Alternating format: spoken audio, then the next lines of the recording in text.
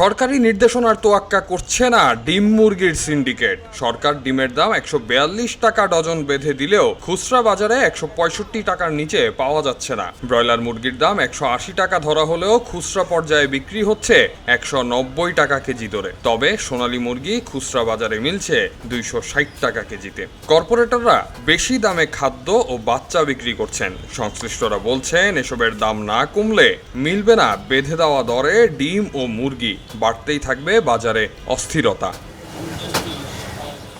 রাজধানীর বিভিন্ন বাজার ঘুরে ও সংশ্লিষ্ট ক্রেতা বিক্রেতাদের সঙ্গে কথা বলে এমন দৃশ্যই দেখা গেছে। এই সময় ক্রেতা বিক্রেতা উভয়ই ক্ষোভ প্রকাশ করেছেন।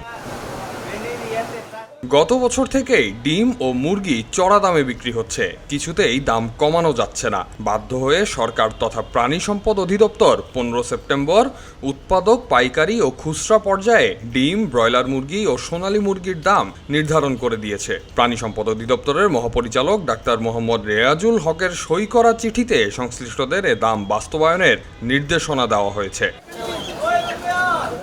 কিন্তু রাজধানীর কোনো বাজারে নির্ধারিত সেই দামে ডিম মিলছে না। দামের ব্যাপারে জানতে চাইলে ডিম বিক্রেতারা জানান আড়তেই ডিমের দাম বাড়তি, তাদের কিছুই করার নেই। তারা আরও জানান কাঁচা বাজারে দাম বেঁধে দিয়ে লাভ নেই, কারণ সরবরাহ কমলে দাম বেড়ে যায়, যা করার আড়তেই করতে হবে।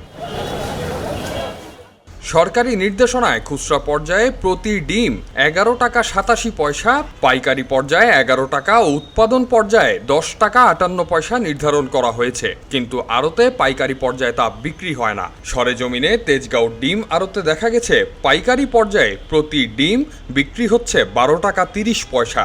আড়তদারদের দাবি ডিম প্রতি মাত্র 10 পয়সা লাভ করা হচ্ছে। তাহলে কিভাবে ডিমের দাম কমবে?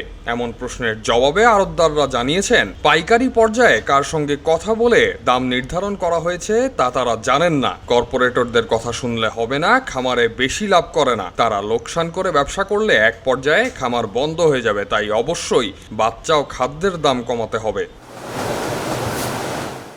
খুচরা বাজারে ব্রয়লার মুরগি প্রতি কেজি 179 টাকা 59 পয়সা নির্ধারণ করে দেওয়া হয়েছে, কিন্তু রাজধানীতে কোনো বাজারেই এই দরে মুরগি পাওয়া যায় না। খুচরা ব্যবসায়ীরা বলছেন সরকার দাম বেঁধে দিলেও নিয়ন্ত্রণ করতে পারবে না, কারণ খাবার ও বাচ্চার দাম বেশি। কর্পোরেটরা বেশি দামে এসব বিক্রি করছেন, এজন্য খামারেই বেশি দামে মুরগি কিনতে হচ্ছে। খাবার ও বাচ্চার দাম কমালে ডিম ও মুরগির দাম এমনিতেই কমে আসবে। দেশের প্রান্তিক খামারিদের উৎপাদিত ডিম ও মুরগি আমিষের 85% চাহিদা মেটায়। দামের ব্যাপারে জানতে চাইলে বাংলাদেশ পোল্ট্রি অ্যাসোসিয়েশনের সভাপতি সুমন হাওলাদার দাবি করেন বাজারকে অস্থির করার জন্যই প্রাণী সম্পদ অধিদপ্তর ডিম ও মুরগির দাম নির্ধারণ করে দিয়েছে।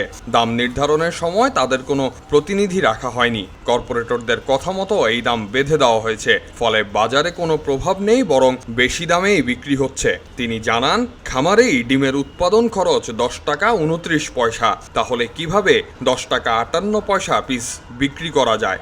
কিন্তু কর্পোরেটরদের উৎপাদন খরচ 8 টাকা 40 পয়সা। আবার প্রান্তিক খামারিদের ব্রয়লারের উৎপাদন খরচ 155 থেকে 175 টাকা, তাহলে কিভাবে 169 টাকা দরে বিক্রি করা সম্ভব? কর্পোরেটরদের খরচ হচ্ছে 130 টাকা। তারা কম দামে বাজারে ডিলারদের মাধ্যমে ডিম ও মুরগি বিক্রি করলেও খামারিদের কাছে বেশি দামে খাদ্য ও মুরগির বাচ্চা বিক্রি করছে। অবশ্যই সরকারকে এই খাদ্য ও বাচ্চার দাম কমাতে হবে। এলো মুক্ত চিন্তার স্বাধীন দৈনিক খবরের কাগজ। এখন খবর হবে নিখাত, নির্ভীক।